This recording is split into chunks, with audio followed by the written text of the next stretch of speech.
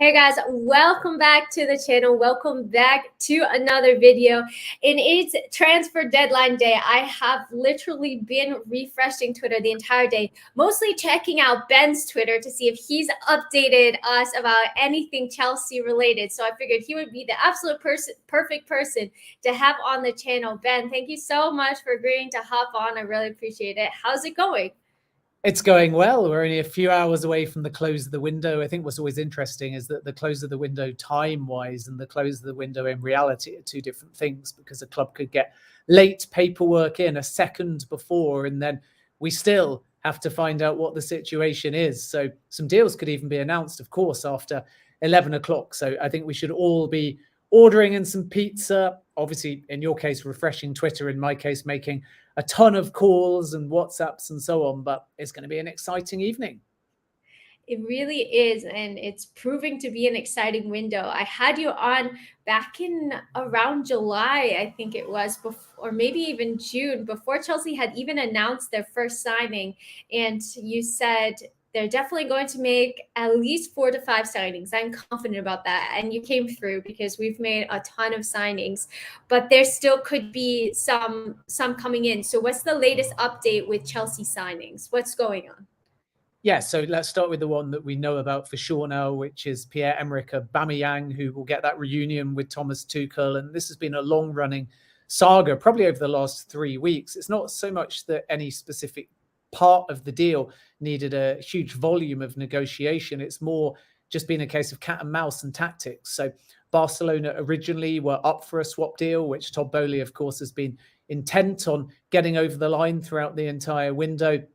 And then they called their interest in Alonso and wanted a straight cash deal, and told Chelsea that if they returned for Alonso, that would be dealt with separately. And then Chelsea responded by keeping the original player swap deal and offering a low amount of cash to try and pressure Barca into doing the cash plus player deal, because it was just better value on paper. Then there was further conversation where Chelsea felt like their only option would be straight cash. So they upped the offer verbally, and then they subsequently withdrew the offer. And finally, Barcelona, over the course of the last 48 hours, came back round again to a position where they would quite like Alonso. And that's the challenge, really, of negotiating with Barcelona this window, that every single signing that you want is contingent upon a series of moving parts. So Barcelona, in assessing Alonso, have to naturally think about wages, space in their squad, registration, and determine what other incomings and outgoings they may need. And that's why there were so many delays. So I would say that at every point in the last week, certainly, this deal has been very close. But the reason it hasn't got over the line until so late is because Barcelona needed to assess what direction they were prepared to go in. And finally, and ironically, we're back where we started, with a swap deal that was always proposed. Alonso going one way, that's the move he wanted, and Aubameyang is now en route to London, and the deal will be completed and official, naturally, because we're on the final day of the window very soon. So Chelsea aren't concerned by the broken jaw. We wish Aubameyang and his family well, because it was a horrific assault that resulted in that injury. But he's a Chelsea player. He's the striker that Thomas Tuchel wanted. So now it's a case late in the window of who might join Aubameyang.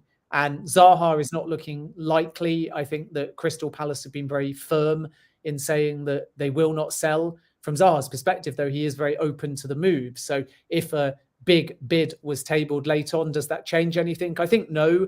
And I don't even think that Chelsea are heading in that direction at the moment, with time running out. And the reason for that is because Crystal Palace, through intermediaries, made it clear that they might entertain Conor Gallagher going one way, but Chelsea equally, much like Palace don't want to get rid of Zaha, don't want to sell Gallagher on a permanent deal. So as things stand at the time of recording, and you have to say that during the window because things are moving very rapidly now, nothing is moving on the Zaha front. Chelsea have looked at midfielders. We obviously know about Álvarez. There's been some vague links with Sangare as well. With Álvarez, the situation is as follows: that this morning he didn't train to try and drive a move to Chelsea. The position has always been clear that he's not for sale, but can player power or a big offer influence that? And as things currently stand at the moment, Chelsea haven't, by any stretch of the imagination, given up. But the message that is coming out of the Ajax camp is not for sale, is the player will not be allowed to move. But Chelsea still have time to try and influence that. So we wait and see whether, as we have found with Todd Boehly and his ambition and his almost inability at times to give up, he may keep coming. And I think that even with transfers that haven't come off, we saw that with a late hijack move for Richarlison. We saw that with Rafinha and a big offer to try and change the player's line of thinking and get him to come to Chelsea over Barcelona. So this is the kind of Chelsea ownership group that are going to keep pushing. And ever since Álvarez refused to train, have been growing in confidence throughout the day. But obviously it's decision time and it's moving very fast. And to reiterate, at the Ajax end, it remains not for sale. So we're going to have to wait and see now whether Chelsea can influence that. But they've certainly got the player on their side. With Sangare, it's a similar story. PSV don't want to sell. The player would be open to the move, but is not going to do what Álvarez has done and try and drive it in any way. And he's got less leverage because he only signed a new deal 3 weeks ago. But one bit of information that I reported about an hour ago, which is really key to Sangare, if Chelsea come in late, and they haven't yet, there's been no bid from Chelsea so far, is that when that agreement was signed for the renewal, it was within the contract and an agreement between club and Sangare's agent that if a fair offer comes in, he will be allowed to leave, even only having signed those 3 weeks ago. So that gives a little bit of control. It makes the deal possible in some respects, but the difference between Álvarez and Sangare is social media hype without a Chelsea bid, and Álvarez is a player that Chelsea have been trying to get all day.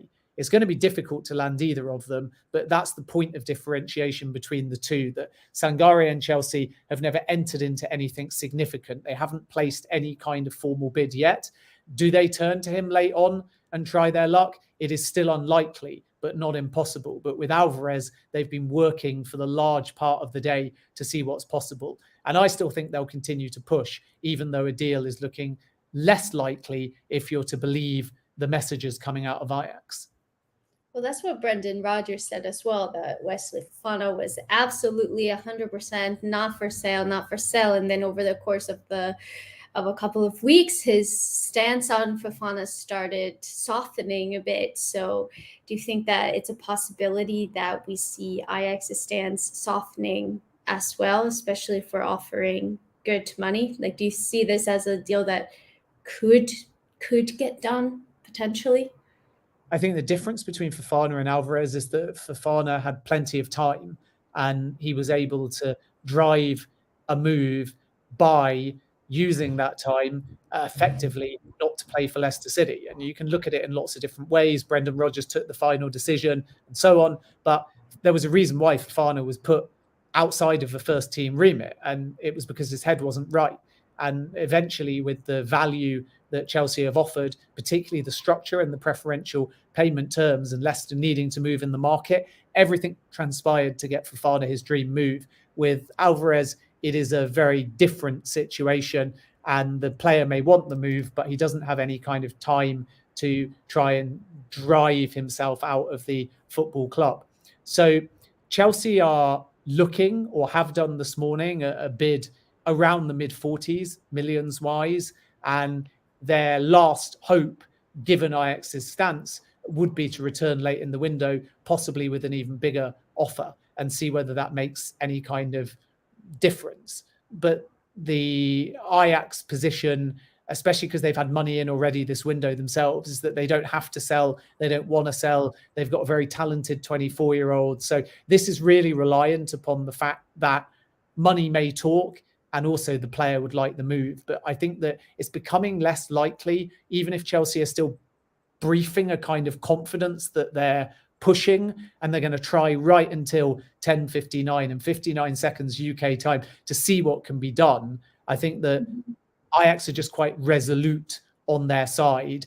And whereas this morning, the player didn't train as if to say to Ajax, I'm leaving, this afternoon, about 45 minutes ago, it was directly reiterated to Álvarez again from Ajax that he was not for sale. So that was said to Fofana as well, but Fofana had time to react. Fofana had time to say, I'm not liking this. Fofana had time to storm down the tunnel. Fofana had time to talk to Brendan Rodgers and agree that the mindset wasn't right. And then from that point onwards, Chelsea always had the upper hand in the negotiations. Chelsea are on the back foot here.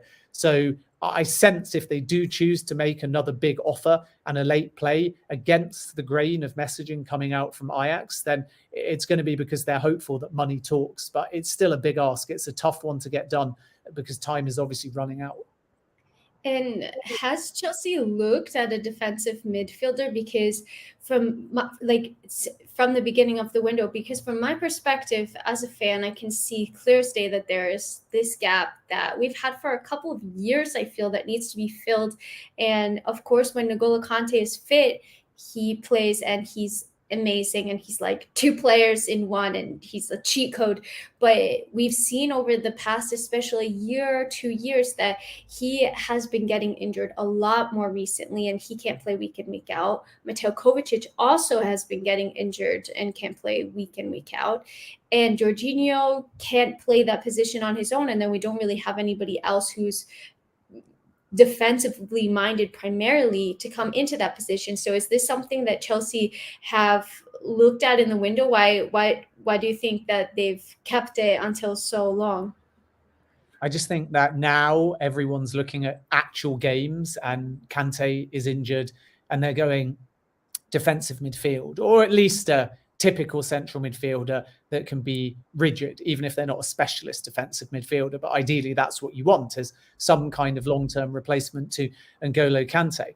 But I think what you've got to bear in mind is that Chelsea have already broken the British record for transfer window spend, and they're right up there with the world record that Real Madrid spent in 2019. Transfer fees will always be disputed, by the way, but by my maths, they've spent around 270 million, including Aubameyang. And to get a quality DM, and they're few and far between, there's not many out there, and you need that extra bit of cost. And finding one this late is really, really difficult. So why was it not a priority earlier in the window? And I think the answer is just new owners, Thomas Tuchel providing them input, a series of outgoings, and the necessity was in defence. And obviously, if Chelsea hadn't signed any defenders, then would fans, if they were losing games or not playing well, be going, we desperately need a DM? Well, of course, on paper, but in practice, they'd be going, oh my God, where are the centre-backs? Why are we so thin at the back? So it had to be one defender. And then it probably had to be number two, Raheem Sterling, and even Aubameyang, because they're also toothless. And ultimately, you've got Werner, who's left. You've got Ziyech, who's wanted that Ajax move. You've got Pulisic, who's unhappy and out of form. You've got Havertz, who's looked toothless. You've got Broja, who is back after a loan and would need to be integrated, but is still very young, and his future was unclear. So unfortunately for Chelsea, due to sanctions, due to the January window, due to new ownership and so on, they were always going to be behind other clubs. And then you've got a volume of outgoings. So retrospectively, you can look at all of that and say, they had to scramble in almost every position on the field. And then you come back to the midfield, and I agree with you that there's not that many DM specialists that are fit and firing, but the central midfield itself has two spots. And ultimately, there are quite a lot of general midfielders there. So I think that's one of the reasons. And I think the other reason is just the fact that they were trying to some extent for more like a De Jong, who is kind of a dynamic midfielder. And maybe they're thinking longer term that strategically they're holding out some of those funds for a player that falls into the category more of a Declan Rice that isn't available in this window, but will be available in a future window. So you're adding all of that up. Now, of course, fans won't look at everything in context and retrospect. They'll just look at the now. And because the defence is sorted and because Aubameyang and Sterling are sorted, if the midfield is lacking in defence, or even you could argue at times creativity, if we're talking about a different kind of midfielder, they'll go, why didn't they also bring in a midfielder as well? And I suppose the answer is just this. They're clearly trying. We're seeing that on deadline day. So that's number one. They're not oblivious to the problem. And they've clearly spent a huge volume of money. So as a non-Chelsea fan and as a journalist, I'm sort of torn here, because I appreciate they've spent more than anyone thought they could spend. They've had a really difficult task of embedding themselves into the club. They've got an interim sporting director. They've spent a world record cumulative fee for a transfer window. And where possible, they've tried to get business done in all areas. So they may well close the window and fall short in defensive midfield, but it won't be through a lack of trying or being aware of what the problem is. I agree with every single thing that you said, Ben, and I echo everything. So well spoken. And the thing that I have been saying is that we are in a transitional period. There's no way about it. We have a lot of players that were bought under different managers and different formations that just don't fit the style that Thomas Tuchel and Chelsea are trying to play. So there's a lot of outgoings. We lost 2 of our main center backs. So of course we need to just replace those 2 center backs. And we did that with Fofana and Koulibaly. And you can't target every single area and have all of the outgoings needed and all of the incomings needed in just one window, because it's going to take longer than that. It's going to take probably at least one more window. But the amount of signings that we've had, and like you said, almost, if not a world record fee, I think that Todd Boehly and co have done an incredible job in this transfer window, and they've addressed some concerns that Chelsea really had. And I think that the signings that they've made, at least from what I've seen, have been smart, although we have had a difficult start to the season. But I do think that the signings are plugging in the needs that Chelsea have. So I know there were links with like other attackers. I assume like it's Alvarez or nothing. Like this is the end of Chelsea's transfer window. Not necessarily, because you have a primary target, right? And you're pushing, but then you're also scrambling. And that's what the final hours are all about. They'll have a plan B, a plan C, a plan D, whether or not Tuchel sanctions them. And that's probably the one challenge in these final hours, that Todd Boehly is an expert negotiator. He's learned a lot.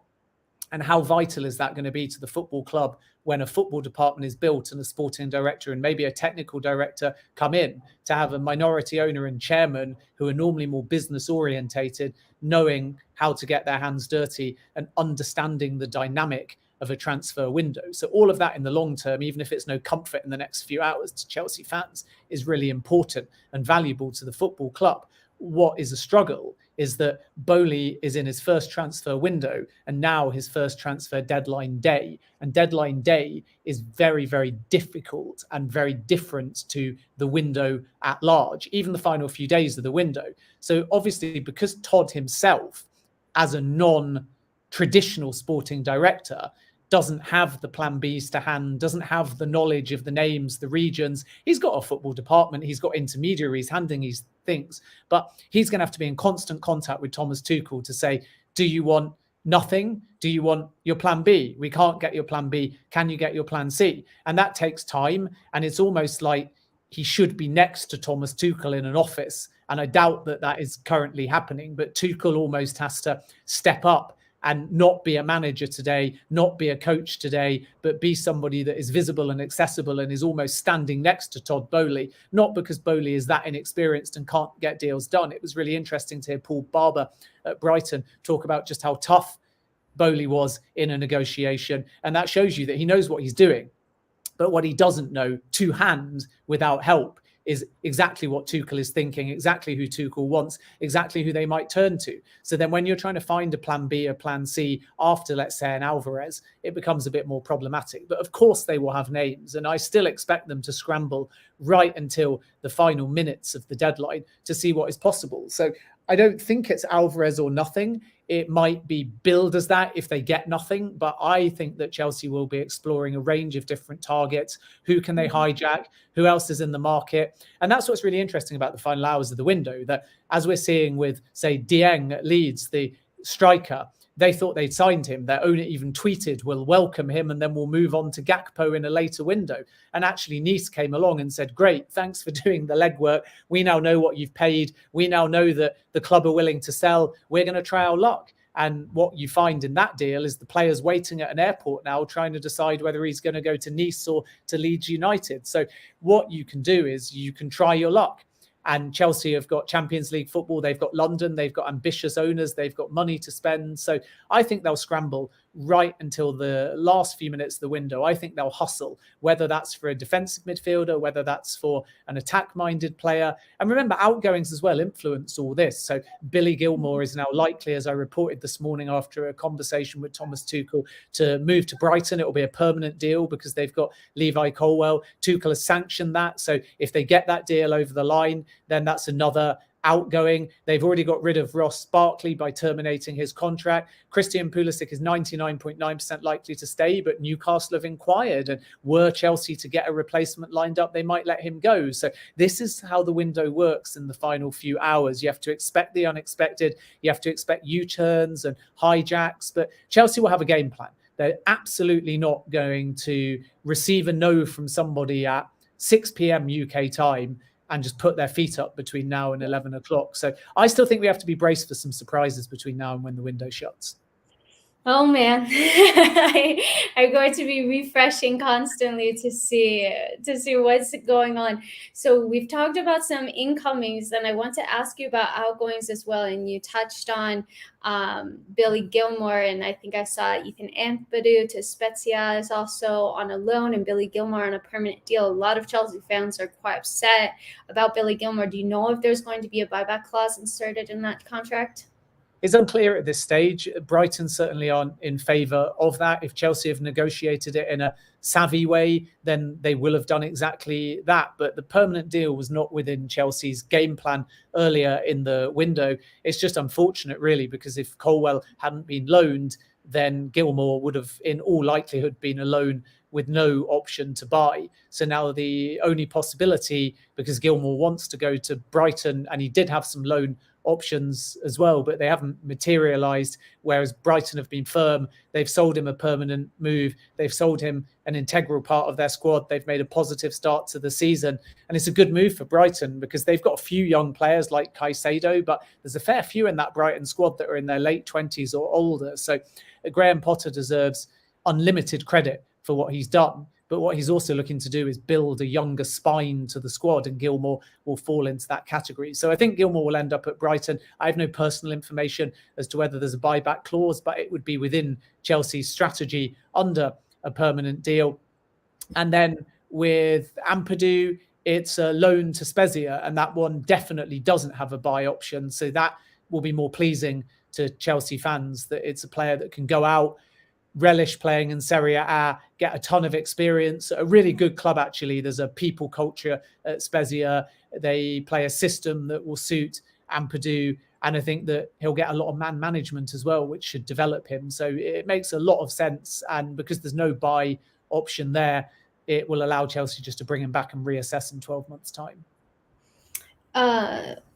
Nice. Thank you for that. Do you have any info about like Hakim Ziyech, for example? I know you mentioned Christian Pulisic potential to Newcastle, but 99.99% happening. But those are the two players that I think, from my perspective, I've seen have been linked with wanting moves away. So could you tell us a little bit about like how that's progressed over the course of the window and then kind of where it stands now?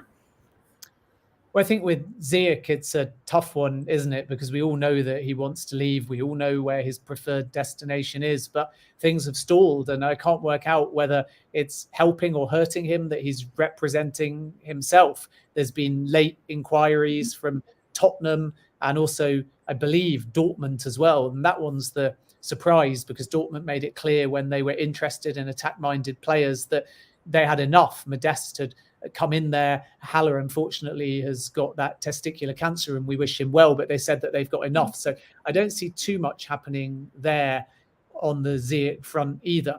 So something's going to have to change and relatively late on. Otherwise, he's going to have to make peace with the fact that he's at Chelsea. And the thing about this stage of the window is that they are in a position, Chelsea, where, of course, they know who they would like to release, right? They know who they'd like to get off the wage bill. They know who they'd like to bring in. But they can't allow a volume of outgoings, such as, say, Pulisic, Ziyech without having at least one replacement. And that's the challenge. So I think if anything gets done late for Ziyech, then Chelsea will be okay with that, regardless of who comes in. But what they won't be okay with is Ziyech plus Pulisic going without anybody else coming in. And that's obviously why they've been exploring some options. That's where the Zaha talk perhaps started from. So we're going to have to wait and see with this one. We're in a merry-go-round situation now where one thing has to happen in terms of an incoming for an outgoing. And that makes the clarity quite hard because there'll be a range of different deals that are sort of there for the taking, but no green light until we work out whether an incoming and an outgoing are kind of tied together. And we've seen that, for example, with West Ham, who are not going to, as I understand it anyway, let Dawson go to Wolves now because Bednarak, who they thought they were going to get late last night, is not now coming to them. And that's what makes this part of the window quite hard to really cover from a journalistic point of view, because you know things are happening, but you know that they're contingent upon other things that are out of a particular club's control. And that's why we often hold on information until that situation is clearer. Aubameyang's obviously a great example of that the deal went into limbo because Chelsea said we're only going to do it if you take Alonso, and Barcelona said we don't know whether we want Alonso. So it took a lot longer than was anticipated because there's either ors, there's aspects that are out of people's control. So I think that's the situation with a variety of players at Chelsea. There's still one or two that could leave late in the window, but there'd have to be other incomings or a resolution over what the structure of the deal looks like before Chelsea are going to sanction anything. And in that respect, it's just been a crazy window for Chelsea. So many outgoings, really quite a high proportion of incomings to young players for the future. They've spent big money on young players, investing in long-term contracts. And when you add all that up, it's an era change, not just for the new ownership, but the foundational side of how Chelsea are doing business. So fans, I don't think, should look at this window as, well, why are we still stuck with Kante? Well, if you're stuck with Kante, that's brilliant because he's a humble footballer that works hard and when he's fit has a role to play. Why are we still stuck with Jorginho? Well, he's got a second wind and he's contributing. Why are we still stuck with Ziyech and Pulisic? Well, better to be stuck with them to have two less attacking options in a season where they're not scoring that many goals at the moment. Why are we still stuck with Havertz up front? Well, everybody wants Havertz up front. It's just unfortunate that he's not started the season as well as people would have liked. And I think that for me as a journalist rather than a fan is the kind of most interesting part of any window, that when things aren't going right, fans look at problems when actually you want the depth, you want the solutions. And who's to say that Ziyech, if he stays, if the window closes, won't find a ton of form? Who's to say that Pulisic won't get some game time and do what he's doing for the US men's national team? Who's to say that Oba won't make the difference and help unlock Sterling, who's already done okay, but has missed some big chances as well? And then I think the defence is fine. They're well stocked and there's a lot to be excited about. And Fofana will only add to that. So I don't think it's been a bad window for Chelsea. I think it's just that when you spend this volume of money, people don't get excited by, we spent nearly 300 million. They get excited by names and form and wins and goals. And why not? Because that's what fans pay their hard-earned money for. So then when you break down the 300 million, it almost has to be, well, Sterling needs to get into double figures. Aubameyang needs to hit the ground running. Fofana needs to be utterly insane. Koulibaly needs to stop getting sent off, even though he's had an assist that led to a penalty and an unbelievable volley. And I think that's just that element of when the window closes, we'll all calm down. We'll all assess what our clubs have got.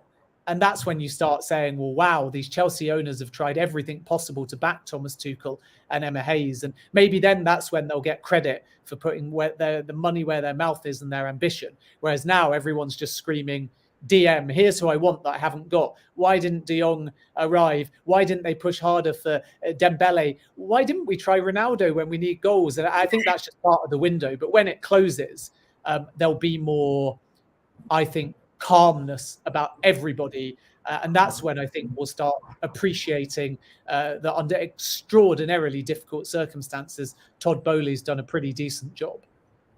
It's been insane to think that he just took over Chelsea in like May-ish, and then he goes from taking over the club and having it sanctioned to then having to start everything up again, and making these transfers. And like I said, it's not, people want immediate gratification. That doesn't happen. You need to be patient, and it's going to take time to get the club and the squad to what Thomas Tuchel wants. And the thing that I see as a fan that I'm happy about is that I feel that Thomas Tuchel is finally getting backed. And, he won the Champions League. We bought Lukaku. Lukaku didn't fit into the system. I didn't understand that signing. And now it seems like Tuchel is having a say, for better or for worse, on the signings that we're getting and the players that are leaving.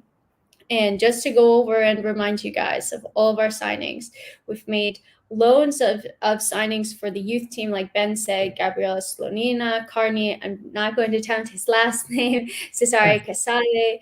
And then we also signed Raheem Sterling, Kalidou Koulibaly, Marco Correa, Wesley Fofana, and Aubameyang as well. So those are 5 first team signings right there, which is pretty insane for any window to get 5 first team signings like that. I feel like does not usually happen. But Ben, just to wrap things up, how would you rate Chelsea's window so far, and what would make it a 10 out of 10 for you? Well, I think that the 10 out of 10 is probably one more signing today in addition to Aubameyang. I know that some people will be of a belief that 2 is needed. They perhaps would like a wide, creative-minded player, and then obviously some kind of defensive midfielder. But I guarantee you that, particularly on the loan front, there will be moves from Chelsea late in this window. So if the Alvarez deal is off, and it was certainly heading in that direction in the last hour, despite Chelsea's confidence around lunchtime, then you're looking at who your other options are. And maybe that needs to be a loan move. Maybe that needs to be a hijack move, but they're not going to give up. And I think if they bring in one more midfield-minded player, then at that point, it will have been a very good window coupled with Aubameyang. I think you can give this window 10 out of 10 in terms of how the ownership group have handled it. But if you're only looking at the players, then you're giving it a 10 out of 10 for ambition. You're giving it a 10 out of 10 for some of the younger signings that they've made, or certainly a 9 out of 10. You're giving it a 7 or 8 out of 10 in terms of the senior players, because they got Fofana top priority. They brought in Cucurella, who I think will be underrated in terms of his impact and value, because when he first joined, everyone said we've got Chilwell there, but he can play on the left side of a back 3. He can cover for Chilwell, and I think he'll compete, to be perfectly honest with you, with Chilwell as well. And then I still think that Raheem Sterling is a very, very good signing as well. So they've got the nuts and bolts, Koulibaly as well, obviously, who a lot of people didn't think was gettable. And when you add all of them up, I think you can score them very highly across this window. But what they need out of urgency, if they can get one, is a DM. And as I say, they may have to hijack or loan to try and do that. But I guarantee you from before this call, from talking to Chelsea sources, that if Alvarez is off, then they will move fast and they will move hard and they will see whether they can get something over the line. So like I've said repeatedly, they'll work right until the end of the window to see what's possible. And if they are to bring in another midfielder, then my 7 or 8 out of 10 becomes a 9 out of 10. And then obviously if they somehow get another attacker, or if they pull off a marquee name that we don't even know about or are not expected, it becomes an 11 out of 10. But even if they didn't get any more business done, they've still done pretty well. And if they bring in one more today, plus Aubameyang, they can be very happy with deadline day, I think. Yeah, and just as you were speaking, Fabrizio Romano tweeted that Chelsea have just approached Juve for Dennis Zakaria. Talks have started as the Sangare deal is off. They're offering a loan with a buy option. So yeah, and that's really interesting. I mean, a loan may well be possible. What is interesting with Zakaria is that he's been tracked by a number of different clubs, including Newcastle as well. They made an inquiry about the Swiss international, and they very much were shot down, from what I understand, for specifically a loan deal. So that might be down to player preference, which means that, Chelsea have an advantage, because he may just think that Chelsea is the right move for him. He may feel that the Champions League football aspect is important compared to the Newcastle deal as well. But it's important to note with Zakaria that other Premier League clubs have tried and failed on the loan front. Obviously, if this is just broken, Fabrizio, great guy, very reliable source.